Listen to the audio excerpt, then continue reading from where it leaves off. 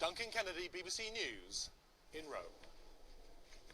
Well, this weekend in France, Marine Le Pen became the new face of the far-right National Front Party. She succeeds her father, Jean-Marie Le Pen, who founded the party, as leader and has promised to bring far-right politics into the French political mainstream. President Sarkozy's popularity is falling, and Marine Le Pen may well be hoping to pick up some of the centre-right's disaffected voters. Well, to discuss that, I'm joined from Birmingham by James Shields, who's Professor of French Politics and Modern History at Aston University. Professor Shields, is Marine the more presentable face of far-right politics, would you say?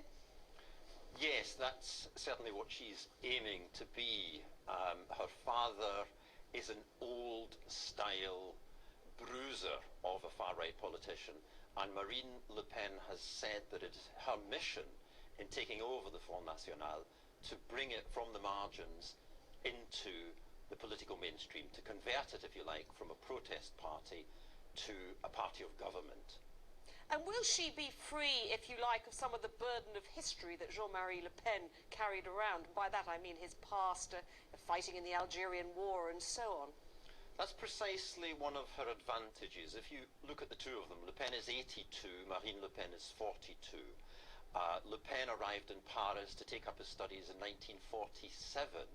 So all of the great battles of the far right in post-war France, the wars of decolonization, the legacy of collaboration and resistance, the fight against communism in the Cold War, all of these were Le Pen's battles.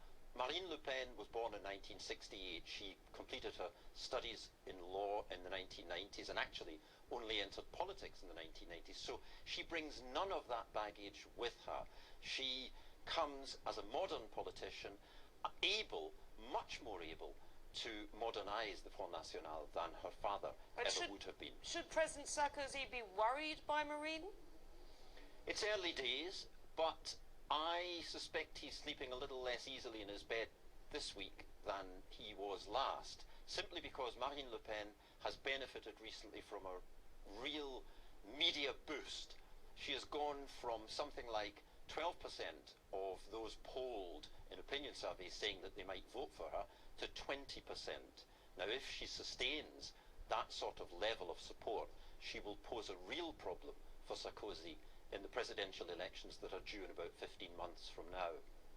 And does she benefit from the fact that there's somewhat of a resurgence in the far right generally in Europe? And just briefly, please, on this. Yes, she does. She does benefit from that. And if you look across Europe, there are precedents in other countries like Italy and Austria, latterly in the Netherlands, of far-right politicians obliging conservative mainstream parties to take them more seriously and to cut deals with them.